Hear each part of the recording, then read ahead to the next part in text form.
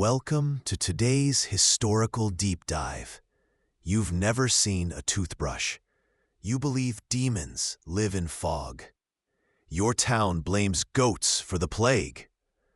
Welcome to the Middle Ages, a world built not of steel and glass, but mud, wood, and bone. A world where existence was less a journey and more a relentless wrestle with the immediate moment. We chase comfort and control. They chased the next sunrise and the next meal. This isn't a story of kings and castles, but of the quiet, relentless beat of the lives lived beneath them. If you love immersive, real storytelling about survival, belief, and forgotten lives, hit like and subscribe. It helps more than you know, bringing these vanished voices back into the light. Drop a comment below. What medieval fact surprised you most? Or, if you were born in the year 1287, what role do you think you'd realistically play in this world? Let's begin and live the life they never got to finish. You wake, not to an alarm, but to the persistent, familiar itch of lice.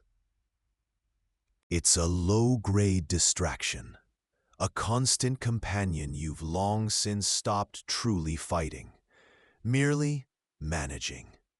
The air is thick with the smell of stale wood smoke that never quite leaves your clothes or hair, damp earth rising from the floor, and the collective, unavoidable odor of too many unwashed bodies and too many nearby animals huddled for shared warmth. Your straw-filled mattress, a meager haven against the cold stone floor beneath, shifts beneath you, rustling with unseen life, maybe just the straw settling, maybe something smaller, scuttling away. The fire in the hearth is dead ash, a dark, silent rectangle where warmth briefly resided hours ago, before giving way to the biting chill. Cold bites at your exposed skin, forcing a sharp intake of breath. You pull the rough wool of your blanket closer, feeling its coarse, almost abrasive texture against your cheek.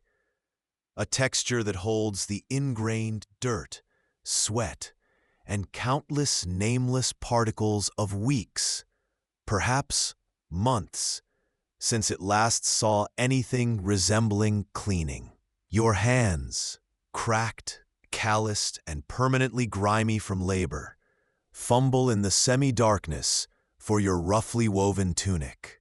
It's stiff with previous wear, carrying the ghosts of meals eaten and tasks completed yesterday. The smell of spilled broth, the residue of mud, the ever-present scent of stale sweat. As you push yourself up from the straw, a groan escapes you, not from any specific deep pain or injury, but the simple, ever-present stiffness and weariness of a life lived without softness, without rest that truly rejuvenates. The floor beneath your bare feet is just packed earth, cold and unforgiving, sucking warmth away the moment you touch it. Automatically, you shift your weight, avoiding the perpetually damp patch near the wall, where the thatch roof doesn't quite meet the stone. Outside, the first hints of gray, watery light filter hesitantly through the small, unglazed window opening, a mere slit against the thick walls.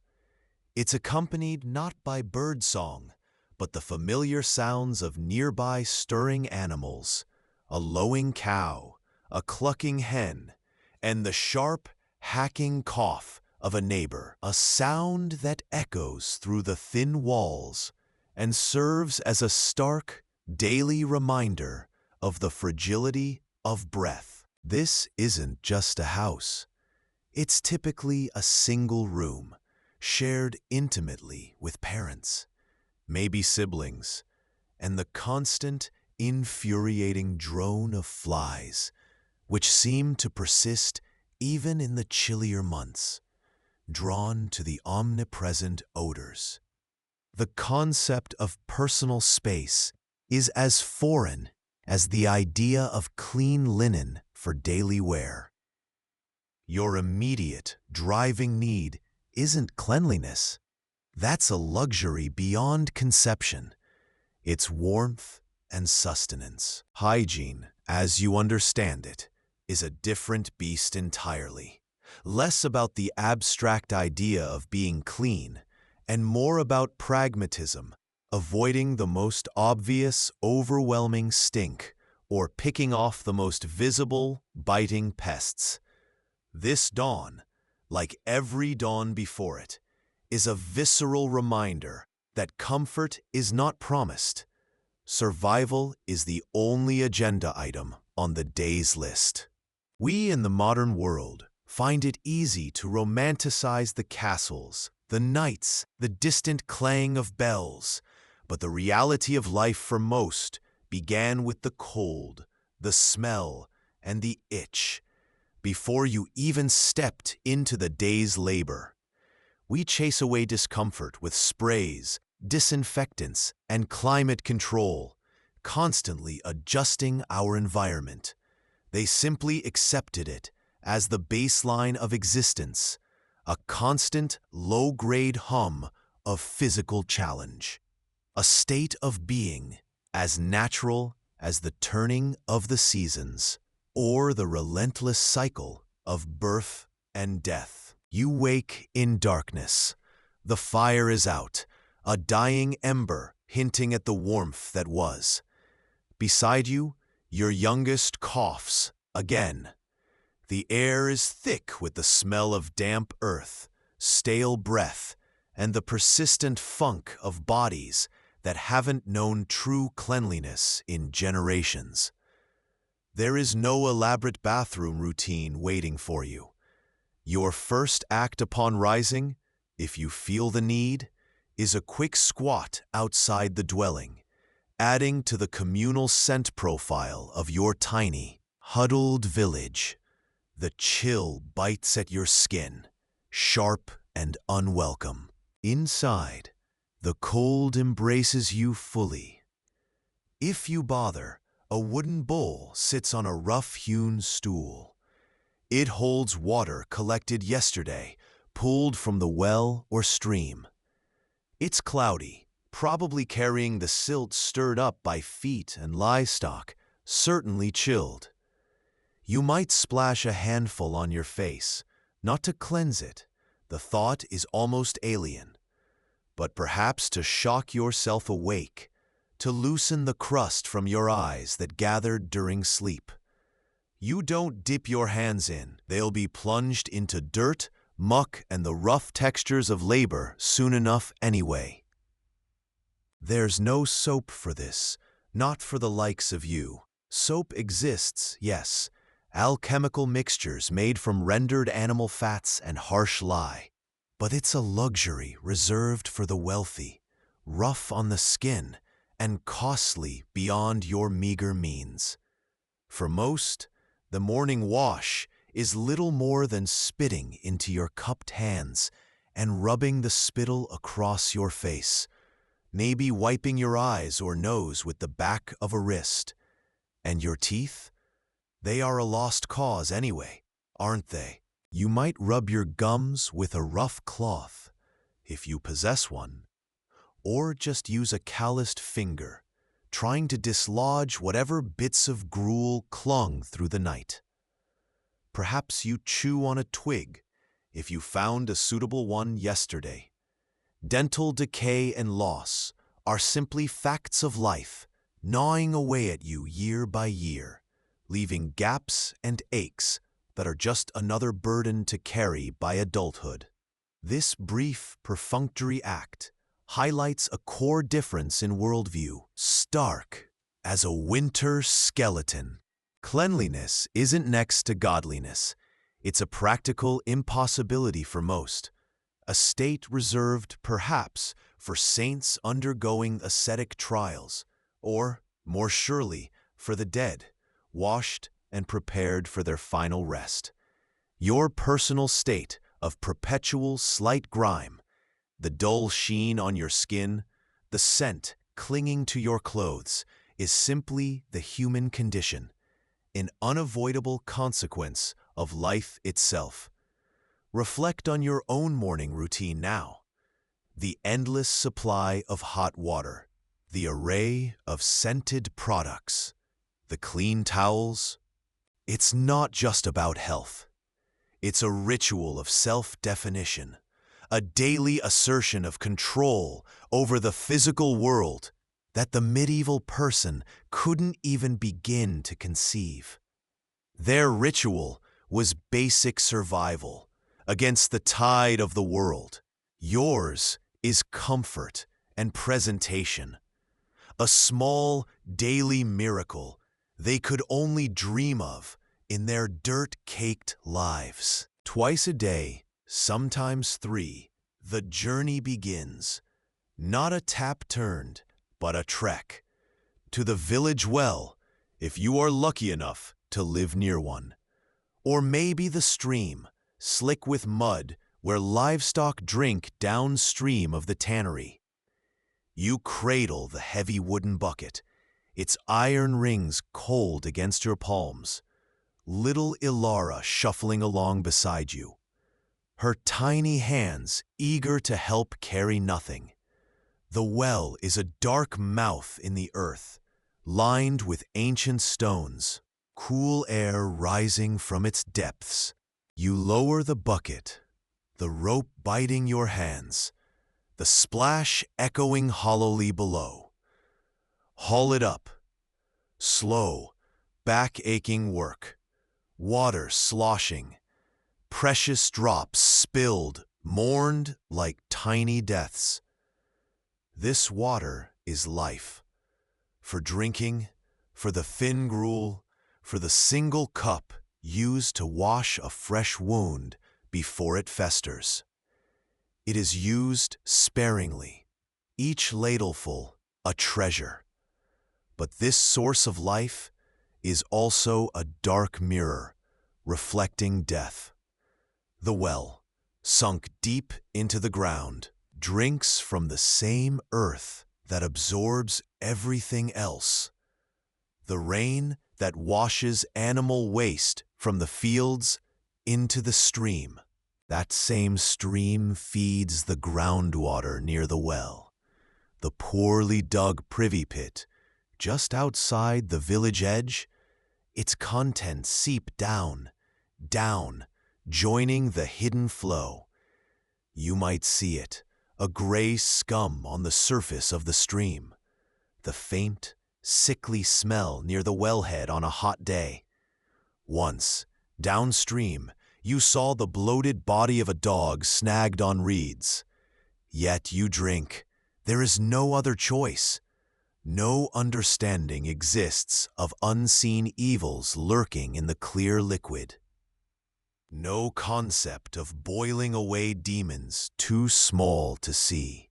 That kind of fuel and effort is for brewing ale, where fermentation might ward off some ills, not for daily thirst. You trust the water because you must survive the moment, the gnawing dry mouth. You pray to St. Jude, not for purification, but for strength in your belly to withstand whatever the water holds. It is a precarious dance with the essential. Life depends on it, yet it constantly threatens to snatch life away with violent flux or burning fever. We fear the absence of water today, the drought, the empty reservoir. They feared its presence, the invisible corruption it carried. It makes you stare into that dark well and wonder, what are the unseen systems we trust our lives to daily, simply because they are convenient? because there seems to be no alternative. What slow poisons might we be consuming, accepting, because our modern world feels too complex to question? They drank the water and crossed their fingers. We press a button and never think. What forgotten vulnerabilities lurk beneath the surface of our comfortable lives? Just outside your door, or shared with a few neighbors, is the midden heap, the repository for household waste. Not just your waste, but the accumulated detritus of daily existence for your family and perhaps those who share this tiny patch of earth with you.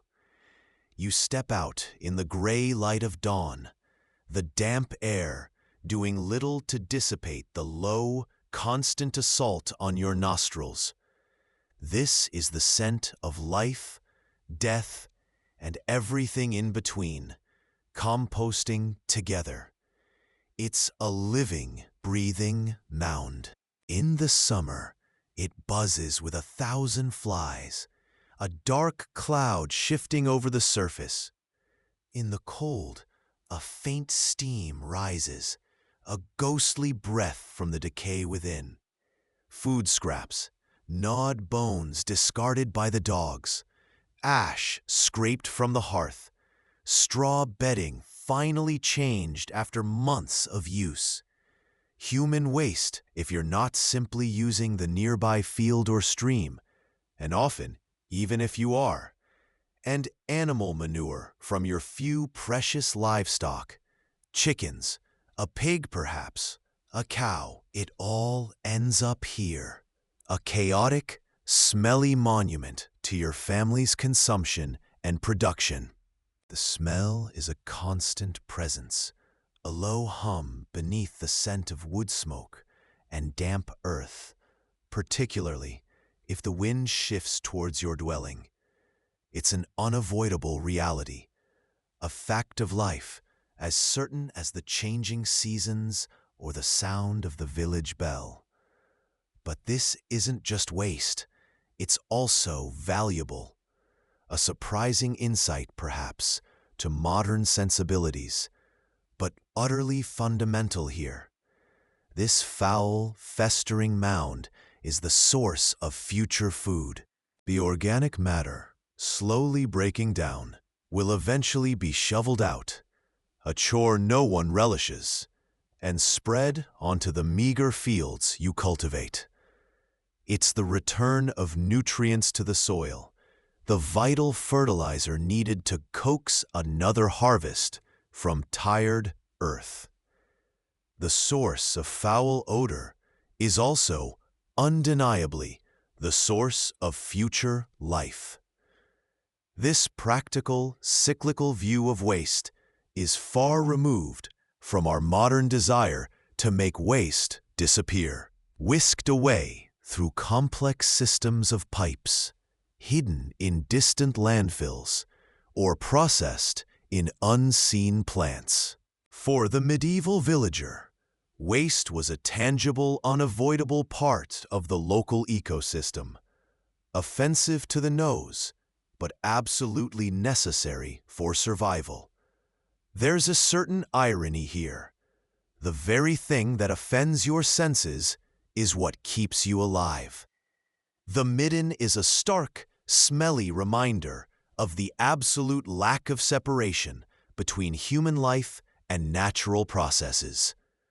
We have built elaborate, often invisible, systems to distance ourselves from our waste, from decay, from the raw, unpleasant realities of the biological world.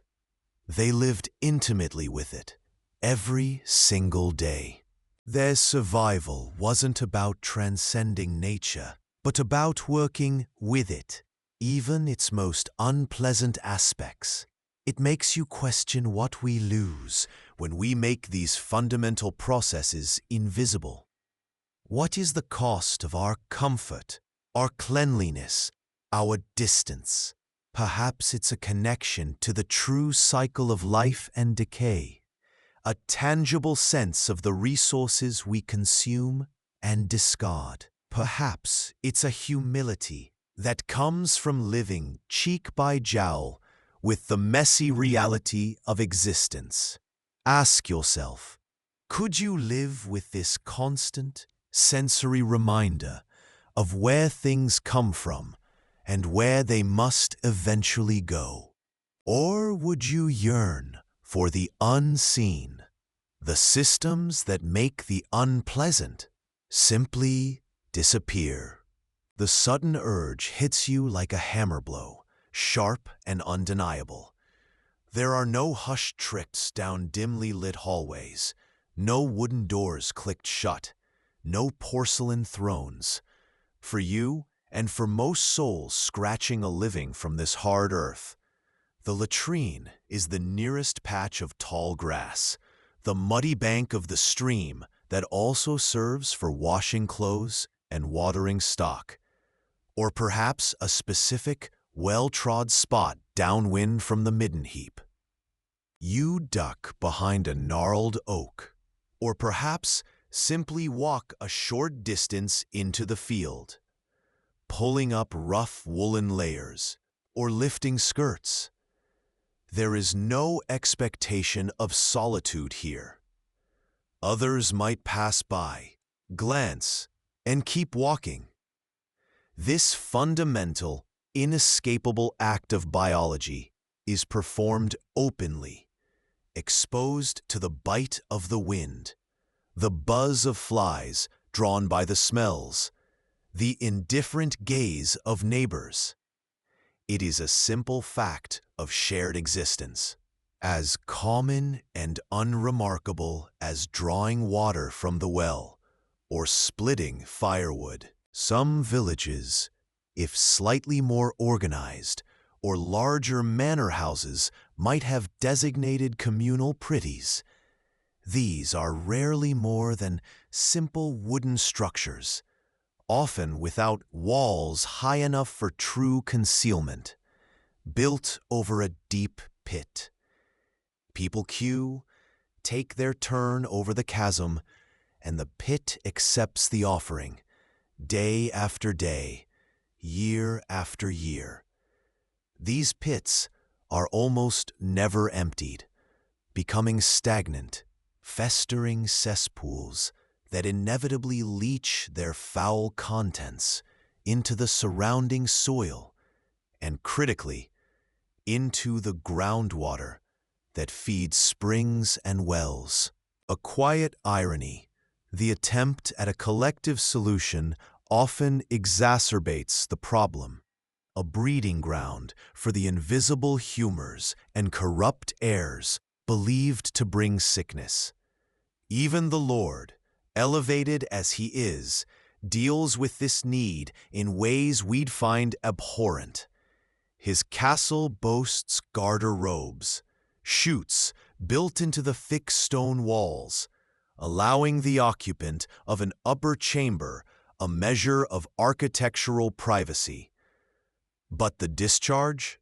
It plummets directly into the moat below, turning the defensive waterway into a fragrant brown soup, or perhaps into a pit at the base of the wall, occasionally cleared by some poor soul. The stench rises, a constant reminder that even power doesn't shield you from basic biological realities or the consequences of poor sanitation. This public performance of a function we now wrap in layers of intense privacy and elaborate ritual speaks volumes. Your body is not a hidden temple. It is a functional vessel, its processes part of the visible olfactory landscape. There is no taboo, just necessity. It adds to the general environmental load. The air is thick with the smells of livestock, waste, cooking fires, and unwashed bodies. It's a stark contrast to our sanitized, deodorized world, where this most basic function is hidden, flushed away, made invisible. What do we gain from this intense privacy? A sense of control, perhaps? Or a distance from our animal nature? What do we lose? Maybe a connection to our physical selves, to the simple facts of digestion and decay, and to the direct impact our bodies have on the shared environment we all inhabit. In a world without barriers, even your waste is part of the collective. Ask yourself, do our locked doors protect us or simply isolate us further from the elemental realities our ancestors faced head-on, holding nothing back, not even themselves? The cauldron hangs heavy over the flames, smoke stinging your eyes as you feed it wood salvaged from the forest edge. This is not a daily ritual, not even a weekly one. This immense effort, this consumption of precious fuel and labor, is reserved for rare occasions. You haven't felt truly submerged in water since before Advent, perhaps longer. A full bath, the kind where your limbs can stretch beneath the surface, is a rite of passage, a significant event tied to the calendar of saints and seasons, or the milestones of your brief existence. Maybe before the Easter feast, a few days before you confess your sins and take communion. Or perhaps in preparation for a wedding, a birth, or the grim necessity of washing a body for burial. When the water is finally hot, smoky, perhaps, and smelling of the wood and the iron pot, the tub, if you are fortunate enough to possess one, is brought out. More likely, it's a large barrel filled laboriously bucket by bucket, and the family gathers. This isn't a private indulgence. The water, earned with sweat and fire, is shared. The patriarch first, perhaps, scrubbing away a season's accumulation of grime and field dirt. Then the eldest son, the water growing cooler, cloudier. Down the line it goes. Mother, daughters, younger children, perhaps a hired hand or servant if they are part of the household. Each adds their layer, the warmth fading, the water becoming a thick soup of shared history and toil. For those less fortunate, or simply on an ordinary day, bathing is a quick, cold splash from a pitcher, a vigorous rub-down with a damp cloth by the hearth, aiming only to remove the most visible stains, the most offensive odors. This wasn't because they were ignorant of cleanliness, though the concept of invisible germs was centuries away from terrifying humanity. They knew dirt was dirt. They knew washing felt better, at least for a time, but the cost was prohibitive. Not just the wood for the fire, which was life itself in winter, but the sheer energy required to haul the water, heat it, manage the temporary luxury.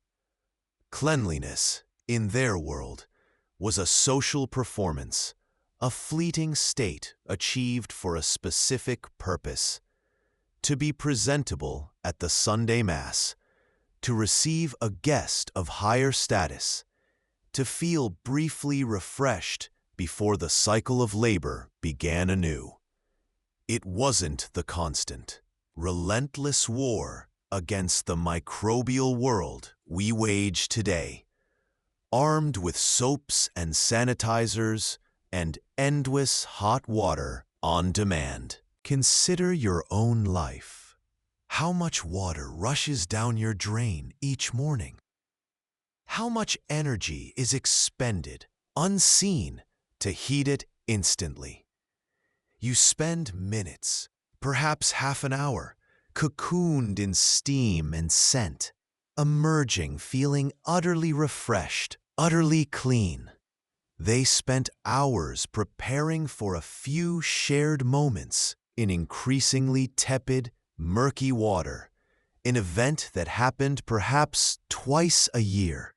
It forces a chill reflection. Is our modern obsession with total, constant, invisible cleanliness truly a necessity born of greater knowledge?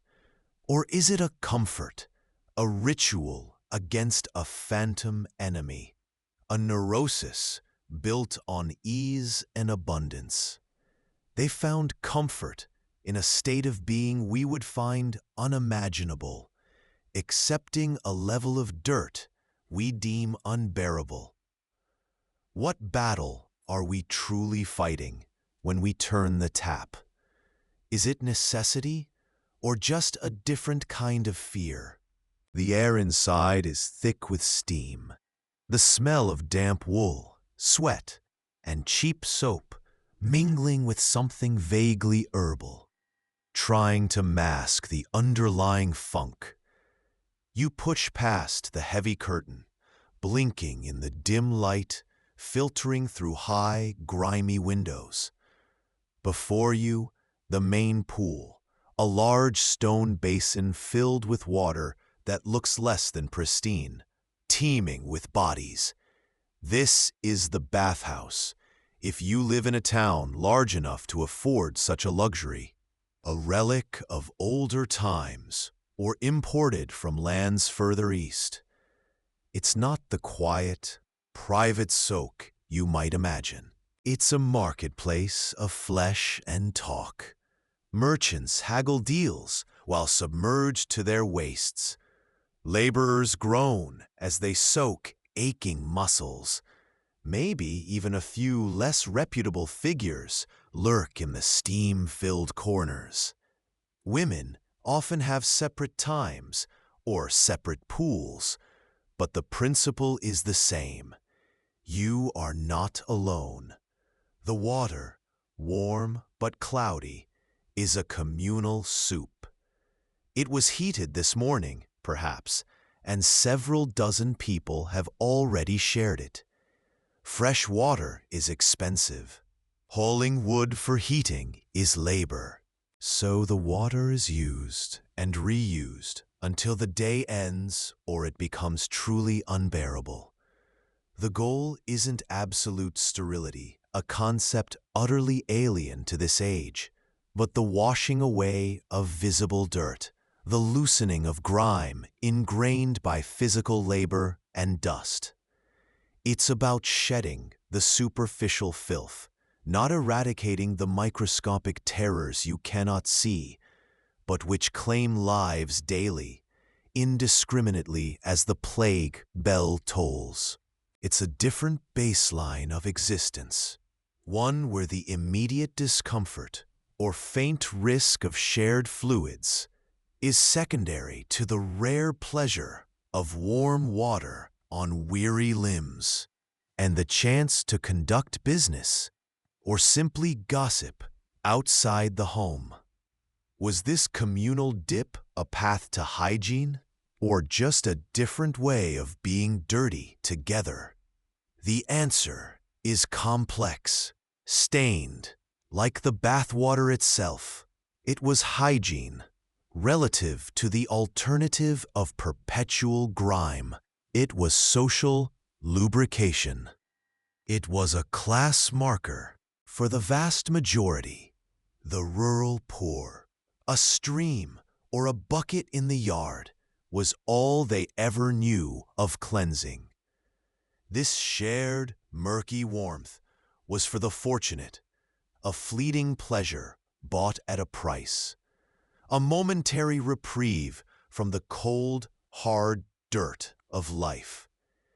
It forces you to ask, how much of your modern revulsion is about health, and how much is simply about a deep, ingrained fear of sharing space, sharing resources, sharing the messy reality of the human body.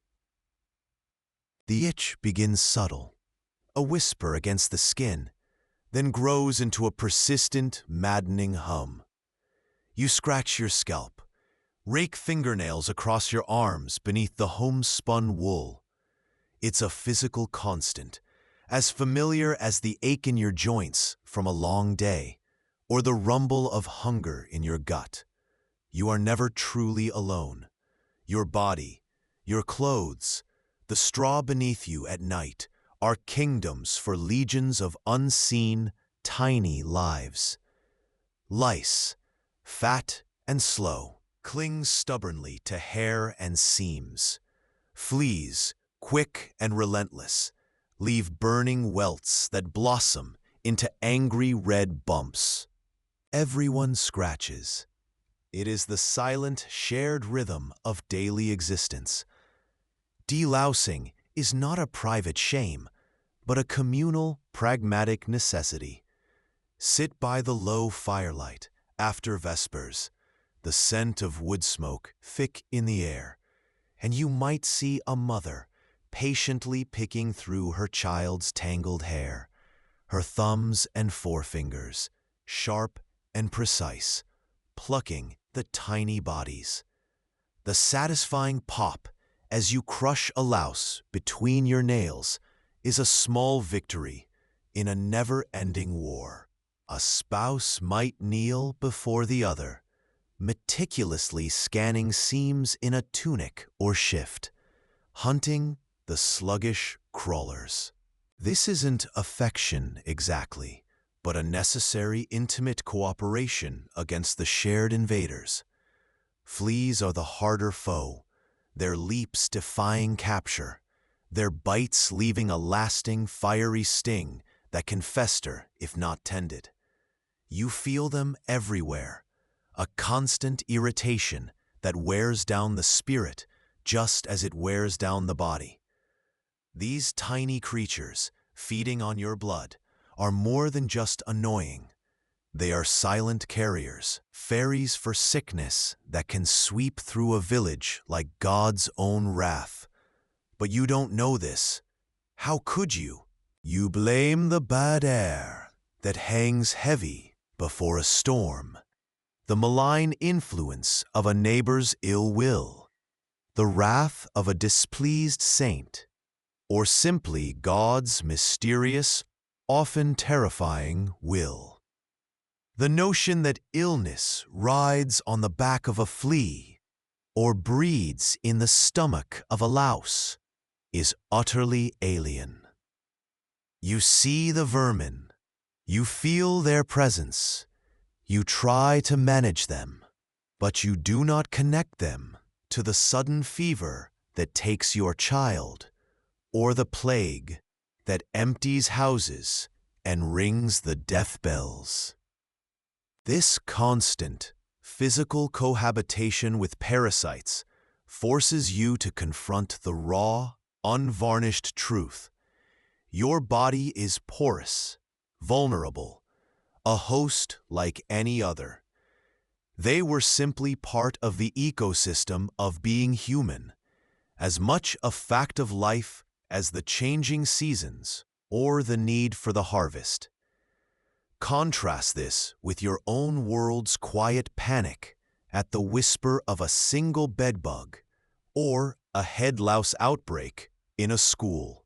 We see these as infestations to be eradicated with chemicals and extreme prejudice, an invasion of our pristine, controlled spaces.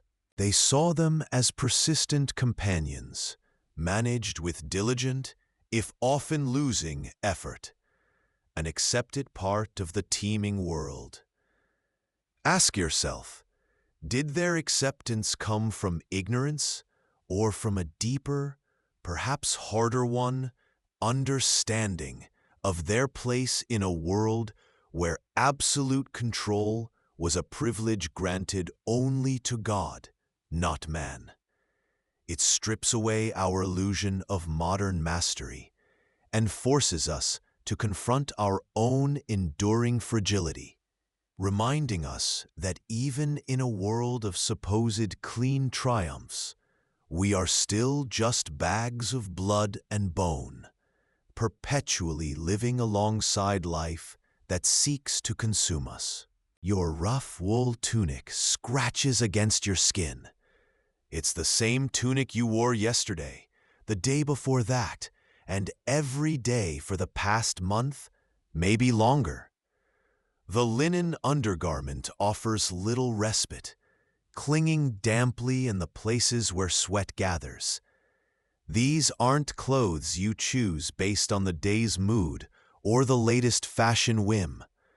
These are your skins, your protection against the biting wind, the relentless sun, the thorns in the fields, the grime of the workshop, the cold stone of the cottage floor. You own perhaps 2 sets, maybe 3 if you're a prosperous farmer or a skilled artisan in a town. The second set is likely patched, threadbare in places, awaiting its turn while the current one absorbs the smells of wood smoke, sheep, the midden heap outside, the damp earth, and your own body. Washing isn't a weekly chore, it's an event, often tied to the changing seasons, when the weather is amenable to drying, and the workload allows for such a lengthy diversion. Imagine hauling heavy buckets of water from the well or stream, heating it laboriously over the fire, a fire fueled by precious, gathered wood. There's no store-bought detergent here.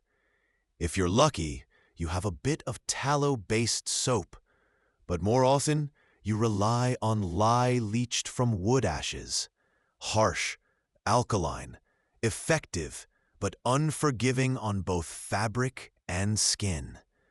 The scrubbing is a brutal, back-breaking task, often done outdoors by the water source, hands raw in the cold, kneeling over a washboard, or simply beating the garment against a rock. Getting a full load of clothes clean for a family might take an entire day, if not longer. Drying them stretched over bushes or stones, praying the rain doesn't return before they're fully aired. So you don't wash them often. Perhaps once a season for the outer layers, maybe more frequently for the linen shifts underneath, which are marginally easier to manage. The grime is deep-seated. Beating the tunic with a stick might knock off the worst of the mud or dust. But the embedded dirt, the residue of a life lived in constant contact with the environment, remains. You become accustomed to the smells, your own and those of others. The air itself carries the scent of unwashed bodies and damp wool. Layers are crucial for warmth. You add a hood, a cloak, perhaps a second tunic in winter, trapping body heat close, but also trapping moisture and odor. This constant physical reality of coarse, often dirty clothing is an ever-present layer of discomfort, a sensory reminder of your place in the world. Your identity, in a tangible sense, is wrapped in the feel and smell of these durable, hard-working fabrics that become infused with the history of your labor, your sweat, your environment. Consider the sheer volume of laundry generated by a modern household, the expectation of fresh, clean clothes each day, laundered with machines and powerful detergents. Our connection to clothing today is often fleeting, driven by fashion trends, disposability, and the ease of replacement. Their clothes were not disposable. They were companions, cared for, if not always clean, patched and repaired until they literally fell apart. the fibers themselves bearing the silent testimony of years of wear, a life lived. It makes you reflect on the hidden environmental cost of our own rituals. The water, the energy, the chemicals, the constant discarding. Their approach, born of necessity and scarcity, was inherently sustainable, even if it meant a perpetual state of slightly less than clean discomfort. It was a relationship built on endurance, not convenience. Ask yourself, if your survival depended on the longevity of your clothes, would you treat them differently? Would the smell of life on your tunic be a burden, or simply the smell of enduring? The bells call for vespers. Your knees are stiff from kneeling by the river. The clothes are clean, for now. The grime of tomorrow will come soon enough. Smoke stings your eyes, a constant haze in the low-ceilinged dwelling. You kneel by the hearth, the fire's warmth, a small comfort against the chill that seeps through the packed earth floor. In your hands, dough, warm, yielding, but your fingers ache.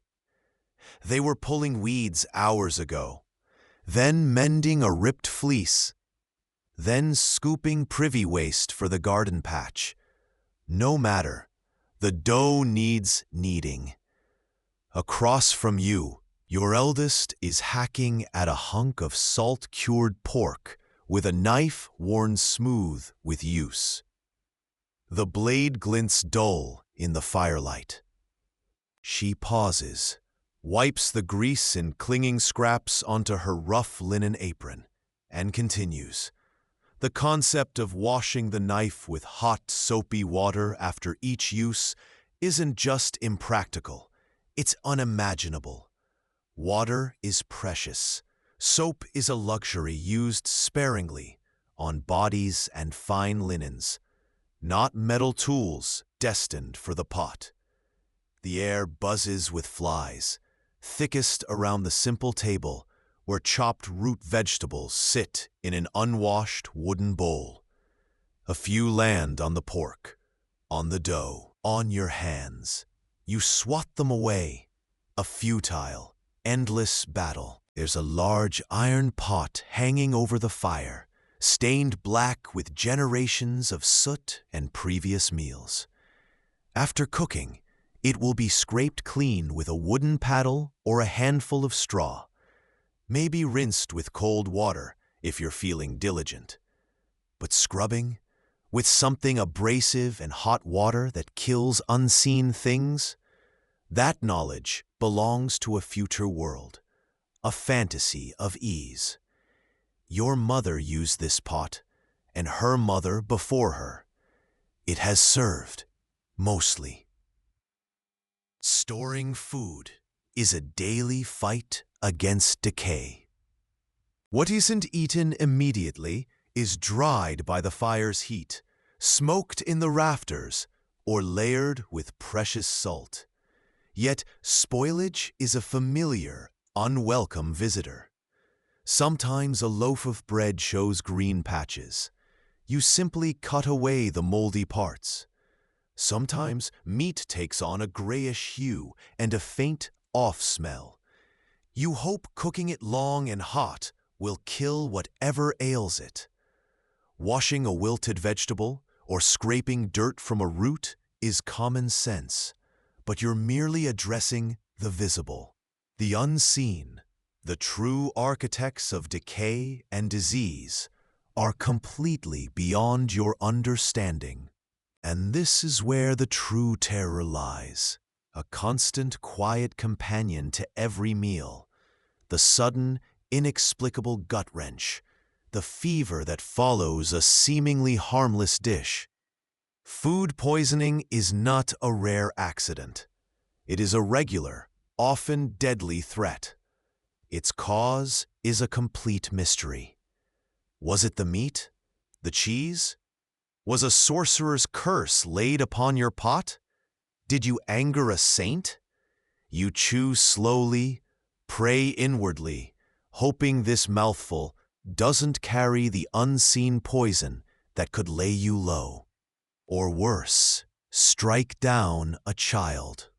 Every meal is a gamble, a stark reminder of the knife edge you walk between survival and oblivion. You might have scraped by famine, survived the winter chill, escaped the brigands on the road, only for the evening stew to be your undoing.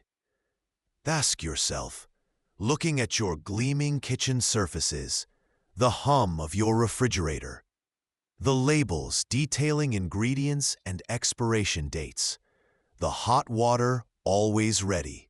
Can you truly grasp a world where the most fundamental act of survival, eating, is fraught with such invisible, relentless peril? They had no concept of bacteria, no sterilization, no understanding of why one person fell violently ill after a meal, while another did not. Their confidence in food safety was non-existent. It was replaced by cautious habit, hopeful prayer, and a grim acceptance of fate when sickness struck. This daily interaction with potential contaminants, this sheer gamble with sustenance, is a profound, melancholic truth about the precariousness of human existence without scientific understanding, a testament to how thin the veil between life and death truly was. Section 11. Work and the body's dirt. Your hands, cracked and calloused, are never truly clean. Not just a little dust from the road, but the ingrained soil of the fields, the lingering stink of manure from the cow byre, the sticky residue of beeswax or pitch, or the metallic tang of the forge. You wash them, of course, before the evening stew, maybe, if the communal trough isn't frozen and your muscles aren't screaming for rest. But the water is cold, the soap harsh and rare, and the dirt is of you, under your fingernails, etched into the lines of your palms, staining the very fabric of your skin. This is not a temporary state. This is the permanent condition of living, of surviving, of working. Look at the farmer, whose life is literally rooted in the earth. His hands are perpetually caked, his boots heavy with mud, the smell of the furrow clinging to him like a second skin. See the tanner, knee-deep in vats of urine and lime, wrestling with animal hides, the stench a cloud around him, an unmistakable mark of his trade. The weaver carries the smell of sheep and lanolin, her fingers stained with the harsh dyes needed to color thread. The blacksmith is coated in soot and sweat, his skin grimed with the residue of fire and hammered metal. These aren't jobs where you can simply clean up afterwards. Your clothes, worn until they fray and mend repeatedly, are your work clothes because there are no others, absorbing the sweat, the smells, the dirt of the day, the week, the season. There's an irony here, perhaps a melancholy one. In our time, we associate physical dirt, especially the dirt of manual labor, with lower status, something to be scrubbed away, hidden from view. We sanitize our hands, change our clothes, create clean zones to separate ourselves from the raw materials of our lives and work.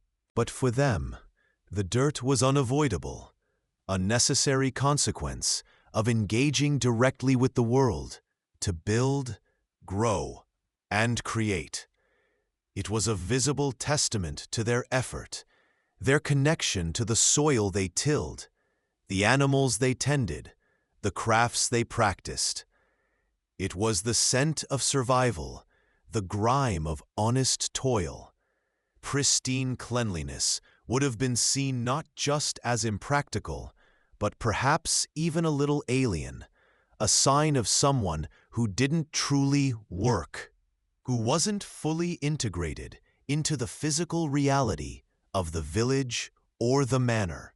It forces you to consider how distant our modern lives are from the basic, earthy processes that sustained humanity for so long. We've engineered the dirt away, but perhaps in doing so, we've also scrubbed away some fundamental connection to the source of our sustenance and the raw truth of physical effort. Ask yourself, is our aversion to dirt a mark of progress or a symbol of our deep, strange disconnection from the very things that make life possible? Did their pervasive dirt forge a different kind of bond between people, a shared understanding of the struggle and the inescapable physical reality of their existence? When illness strikes, and it strikes frequently in this world, you don't think of tiny, invisible devils creeping into the body. You think of the air itself, thick and foul. You think of miasma, the corrupt breath of the earth, rising from the nearby marsh, or from the putrid waste dumped just beyond the village edge. This bad air, you are taught, upsets the delicate balance within you, the humors of blood, phlegm, yellow bile, and black bile. When they are out of accord, sickness takes hold. Or perhaps it is not the air. Perhaps it is something darker. An ill wish cast by a neighbor you argued with, a charm whispered in the shadows, the work of a witch. Or, most terrifyingly, it is a visitation from God Himself, a swift and terrible punishment for a sin you committed, or perhaps a sin your community has allowed to fester. The bell tolls too often in the distance these days, a grim reminder of souls taken, and the air feels heavy with unspoken guilt and fear.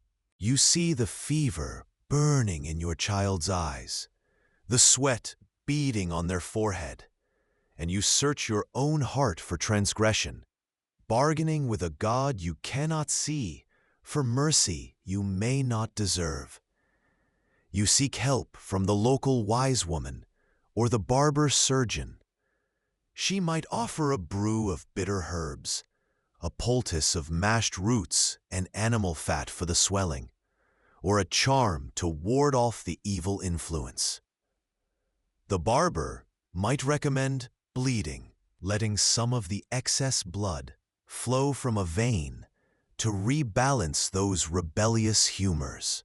It is painful, weakening, but feels like doing something against the unseen enemy within.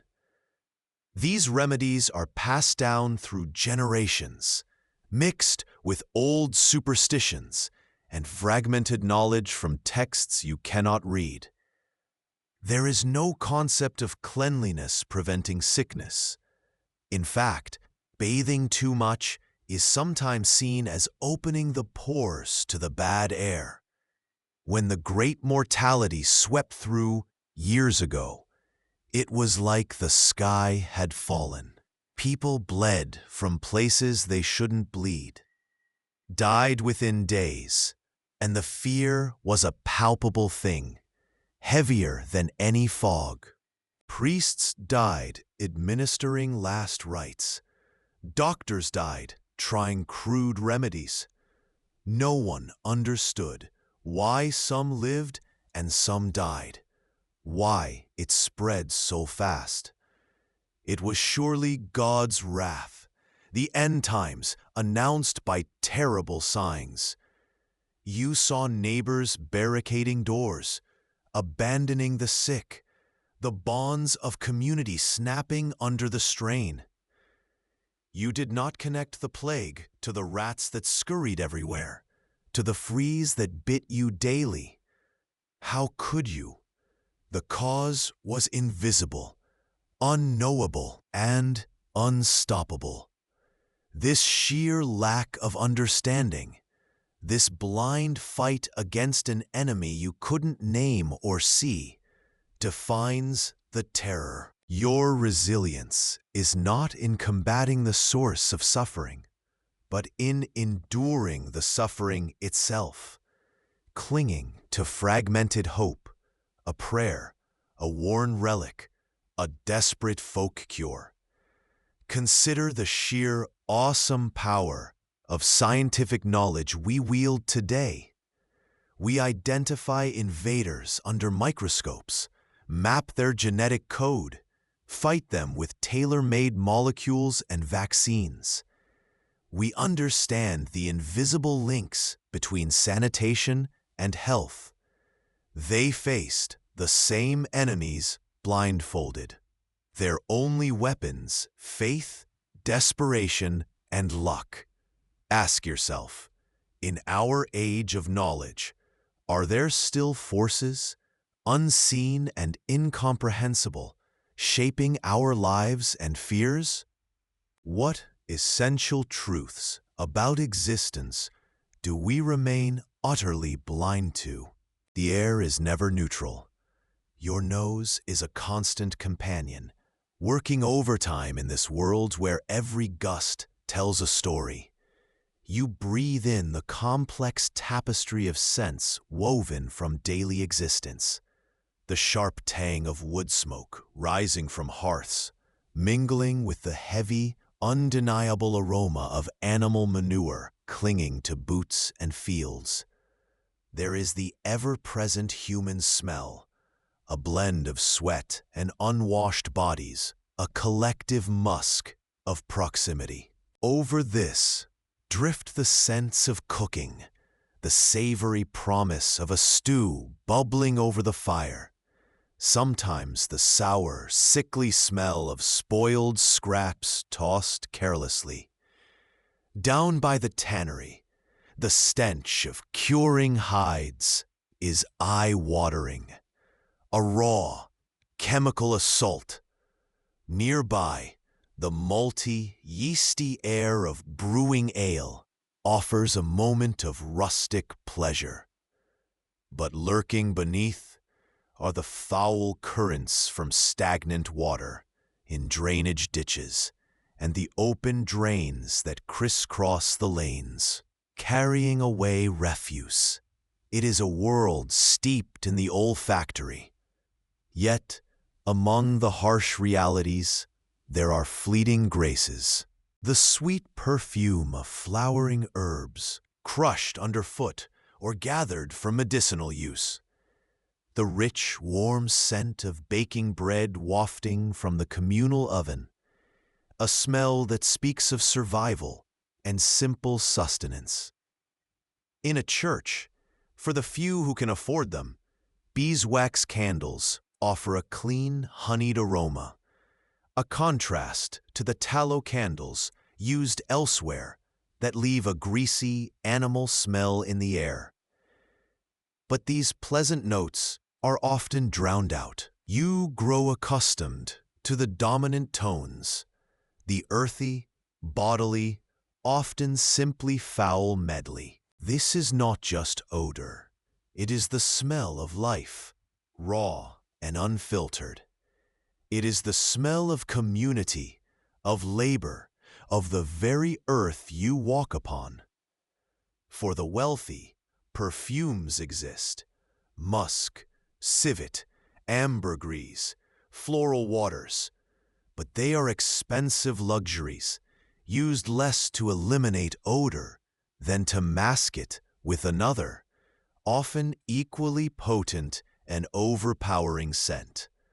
The lady of the manor might carry a pomander filled with spices and herbs, a small bubble of curated fragrance in a world of pervasive stench. This constant olfactory immersion fundamentally shapes your experience. Smell is a primary way of knowing the world, a sixth sense guiding you. You know the damp, earthy smell of the forest, the sharp, briny smell of the coast if you've traveled there, the thick, suffocating smell of illness, often accompanied by a distinct, foul odor that speaks volumes about the body's battle. How melancholic, perhaps, to know death is near, simply by the air the afflicted breathe out. Compare this visceral reality to the world that will one day exist, a world largely deodorized, where unpleasant smells are quickly eliminated or masked with artificial scents that bear no relation to the source. We have created a sterile olfactory environment, perhaps losing a powerful, primal sense of connection to the raw reality of the physical world. What does this sensory sanitization cost us? Do we lose a deeper link to our environment, to the changing seasons, to our fellow humans, when we eliminate the smell of honest sweat, the scent of labor, the rich, dark smell of the earth itself? Perhaps our modern disconnect from the physical world is amplified by this very lack of olfactory reality, this refusal to breathe in the scent of true, messy, unadorned life. We chase away the wolf, only to find we miss the moon it howled at.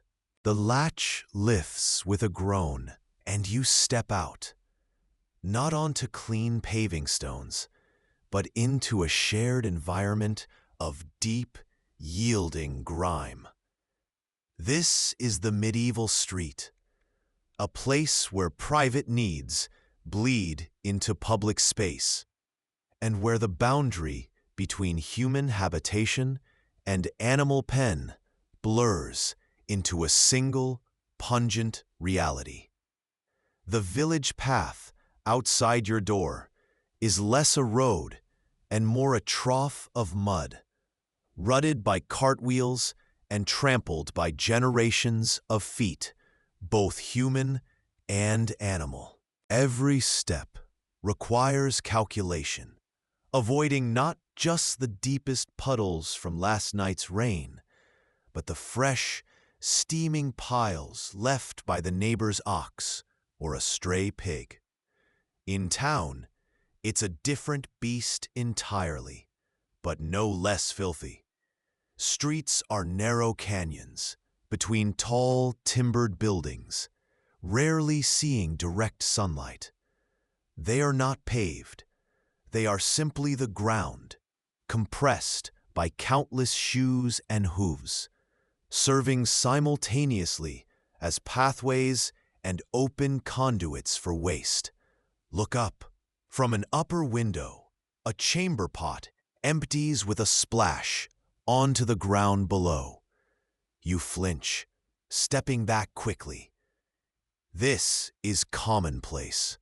Household waste, kitchen scraps, ash, human excrement, is often simply tossed from doors or windows into the street.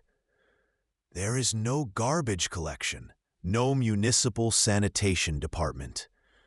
The street is the sewer, the dumping ground, the public latrine. Animals roam freely, adding to the chaos and the filth. Pigs, often used as mobile waste disposal units, snuffle through the refuse. Chickens scratch in the muck. Dogs dart between legs. The air is thick, a layered assault on the senses. The acrid tang of urine, the decaying sweetness of rotting organic matter, the metallic scent of stagnant water, the earthy smell of damp earth and animal dung, all baking or fermenting depending on the weather. Even places of commerce and gathering are steeped in this shared filth. The marketplace, while vibrant with the smells of baking bread and fresh produce, is grounded in the same reality. Offal from butchers spills into the paths.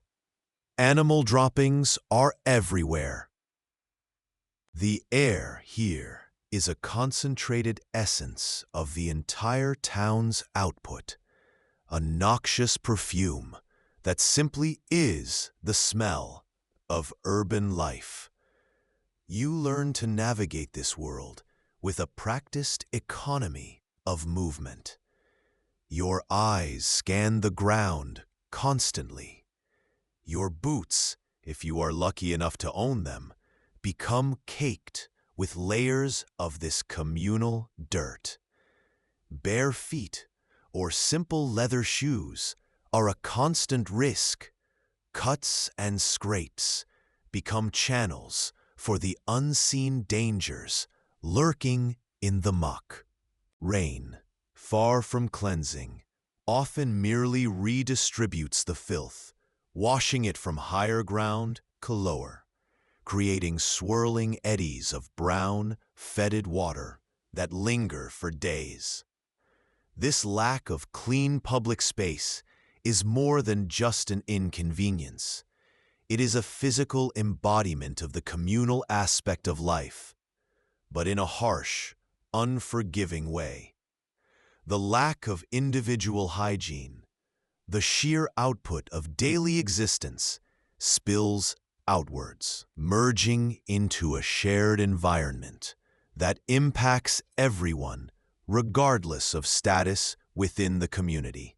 It highlights a fundamental difference in perception.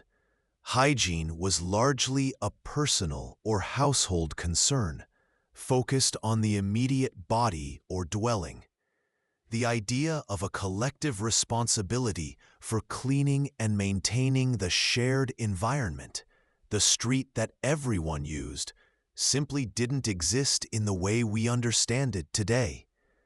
There's a melancholic irony in this.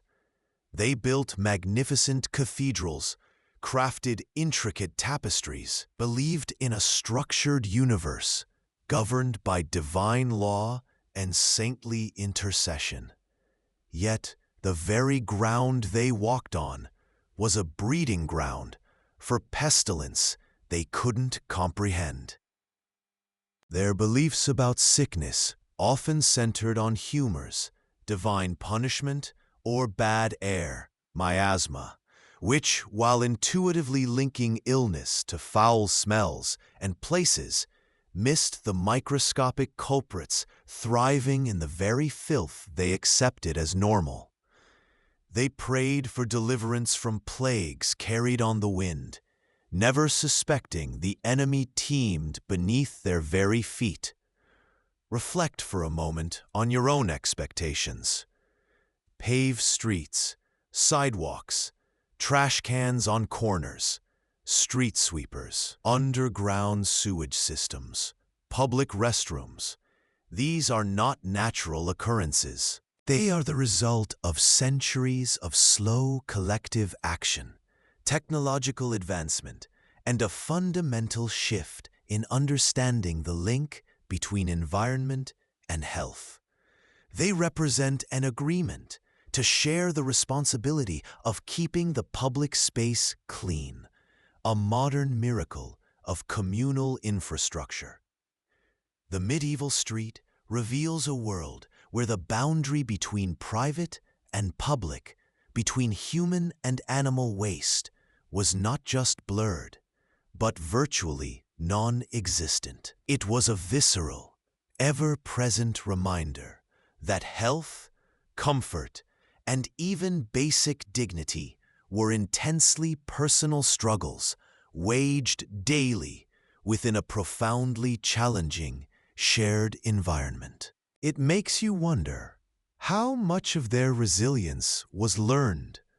How much simply an inherent, brutal adaptation to a world that offered little in the way of physical comfort or safety? You step into the hall of a wealthy merchant's house. Immediately, the air is different. Not clean by your standards, but cleaner than the street outside. Blessedly free of the worst smells of refuse and animal waste. Here, the air carries the scent of dried herbs hung from the rafters, perhaps even a faint, expensive perfume imported from the East. This is what wealth buys, a slightly less assaultive sensory experience. You watch as a servant brings basin after basin of heated water for the merchant's wife to wash her hands and face before the midday meal. Not a full bath. Those are rare, even for the rich, but more than most will manage in a week. Her undergarments are linen, a precious fabric, changed far more often than the rough wool or homespun of the poor. These linen shifts are boiled and beaten clean, a labor-intensive process undertaken by laundresses, another luxury wealth affords. The floors here are covered in fresh rushes, sweet-smelling and new, absorbing some of the tracked-in mud and spills. A few paces down the hall, a small door leads to a garderobe, a simple privy built into the wall, its chute usually emptying into a cesspit or even a moat, offering a degree of privacy and separation from waste the vast majority can only dream of. Yes, wealth buys cleanliness, but remember why. It is a performance, a marker of status. It signals that you can afford the labor, the materials, the space that others cannot. It offers comfort and a relative shield against the immediate, visible filth. But look closer. Beneath those fresh rushes lie the accumulated dust, the crumbs, the droppings of vermin that inevitably find their way inside.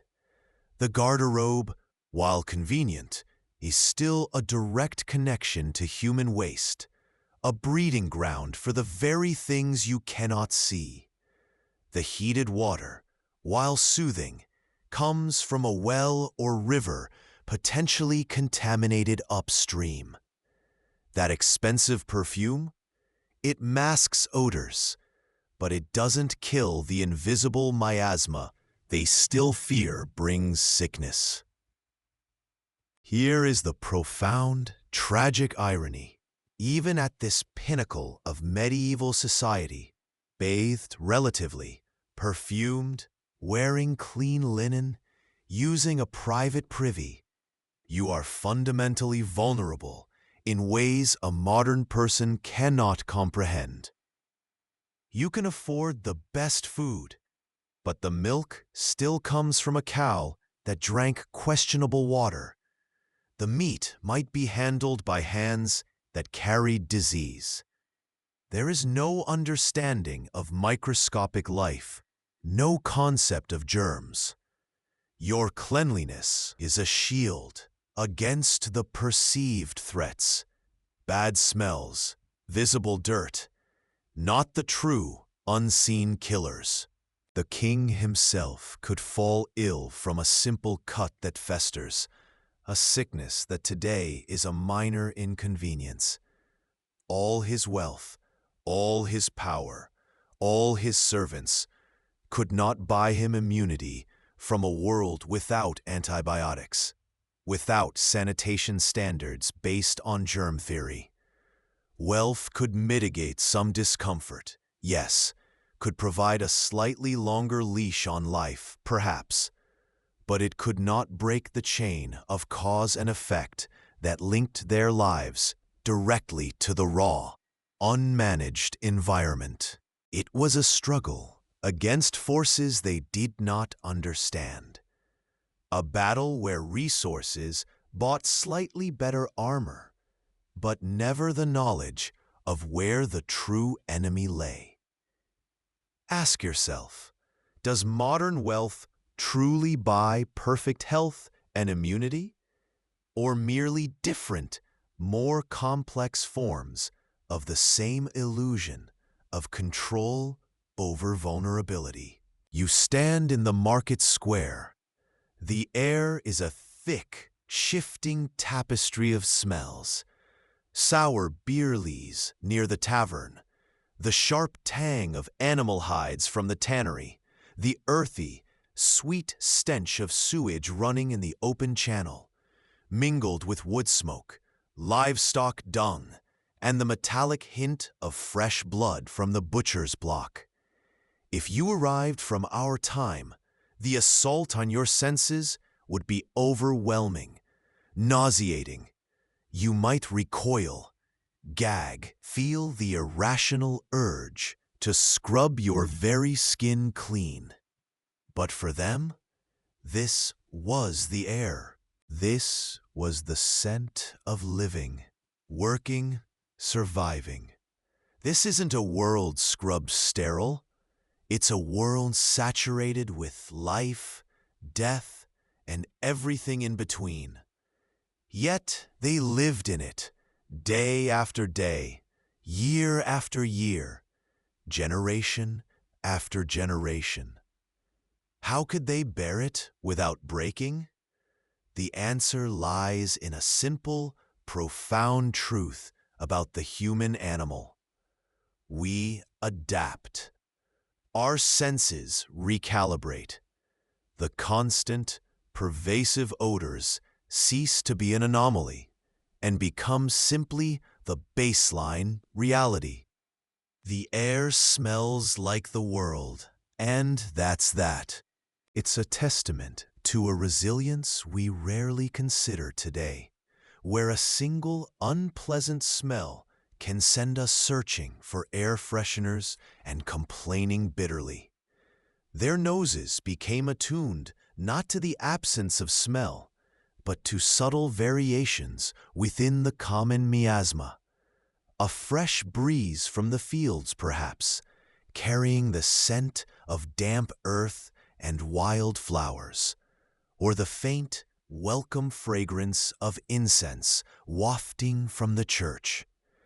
And within this unavoidable environment, they didn't live lives solely defined by dirt and discomfort. They actively sought out, cherished, and cultivated moments of sensory pleasure. Think of the intense, satisfying warmth of a fire on a bone-chilling winter night, thawing frozen fingers and illuminating faces gathered around the hearth. The simple, almost miraculous taste of freshly baked bread, still warm in the hand, or the robust, filling comfort of brewed ale after a long day's labor. Flavors heightened by pervasive hunger and simpler palates. They saw beauty in the world, too. The dramatic sweep of clouds across a vast sky, unbroken by skyscrapers. The sight of sunlight shafting through the deep green of a forest canopy. The vibrant colors of home-dyed wool or illuminated manuscripts, even if only glimpsed. Their understanding of clean wasn't our modern microscopic ideal. It was a relative state. Washing might mean rinsing away the worst of the surface grime, changing a sweat-soaked linen layer, or using potent herbs like lavender or rosemary to mask offensive smells. Cleanliness was less about germ theory, which they couldn't conceive of, and more about social presentation within their own context, basic comfort, and perhaps a sense of spiritual purity. They focused on the tangible, the immediate, getting enough food, keeping the cold out, maintaining their community ties, honoring their faith, navigating the relentless rhythm of the seasons and the crucial cycle of harvest and hunger. The quiet legacy of these ordinary people isn't just in the buildings or tools they left behind, but in this profound capacity for human resilience. They normalized conditions that would send many of us into despair, not through ignorance, but through adaptation and the relentless pursuit of the small joys available to them. They weren't living miserable lives defined only by hardship. They were living human lives, finding meaning, connection, and fleeting moments of grace wherever they could. It makes you consider what we might lose in our sanitized, climate-controlled, perfectly deodorized world by striving for absolute comfort and the eradication of all discomfort. Do we perhaps dull our capacity to truly appreciate the simple, visceral pleasures, the warmth of the sun, the taste of real food, the scent of rain on parched earth, that stood in such stark, beautiful contrast to the pervasive realities of their daily existence? It's a reminder that true survival is not just enduring the bad, but actively seeking and celebrating the good, no matter how small, in the world you are given. Ask yourself, in a world you couldn't change, could you still find a reason to smile at the taste of bread? Or would the dirt consume you? You've walked through a day, a life, defined by a relationship with dirt, waste, and disease that feels utterly alien to modern sensibilities. You've experienced the constant itch, the pervasive smell, the ever-present threat of illness lurking in water, food, and the very air. Or so they believed. It's easy, isn't it, to look back from our gleaming, sanitized world and feel a sense of superiority, of having conquered these basic challenges. We have bleach, vaccines, plumbing that whisks waste to places unseen. Surely, we are the apex of the survival story, having left the midden heap far behind. But what did they possess that we might have lost? They possessed a profound, often grim, acceptance of the physical world as it was. They didn't fight a war against unseen microbes. They simply lived alongside a visible, tangible reality of dirt and decay, finding ways to survive, even thrive within it. Their resilience wasn't in eliminating hardship, but in enduring it, in finding strength in community, faith, and the simple, enduring rhythms of nature. The sun rising, the seasons turning, the promise of a harvest, if God willed it.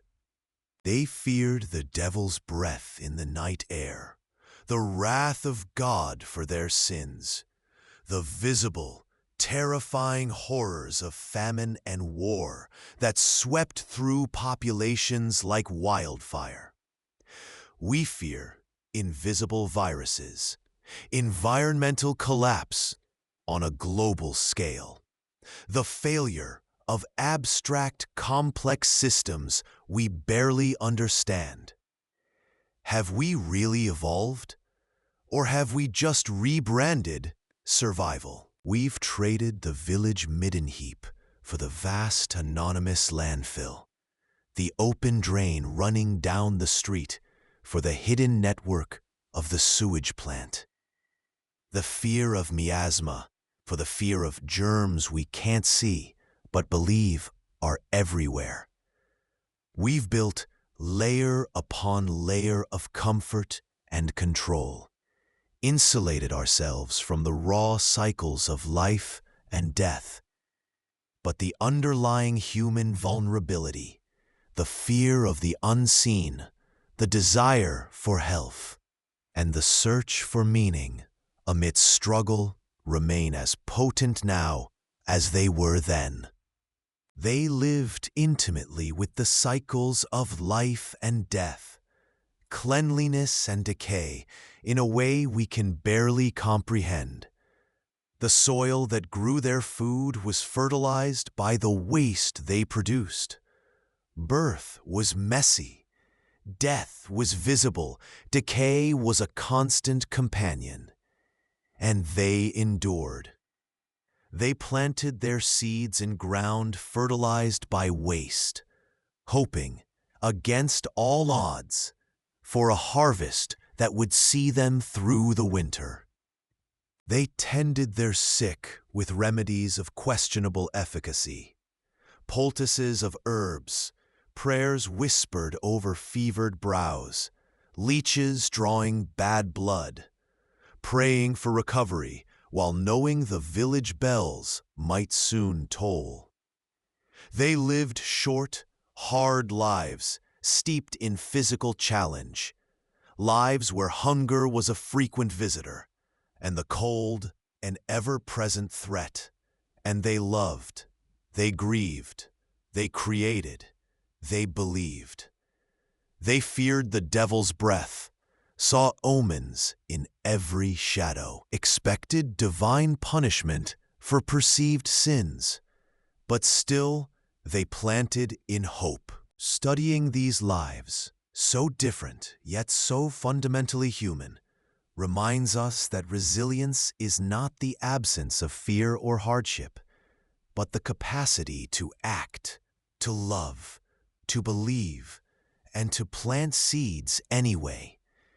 They had no legacy carved in stone, no grand monuments built by their anonymous hands, save the cathedrals they helped raise, brick by back-breaking brick. But every seed they planted, every prayer they whispered in terror, every child they brought into a brutal world, every act of quiet endurance in the face of overwhelming odds, built the world we now take for granted.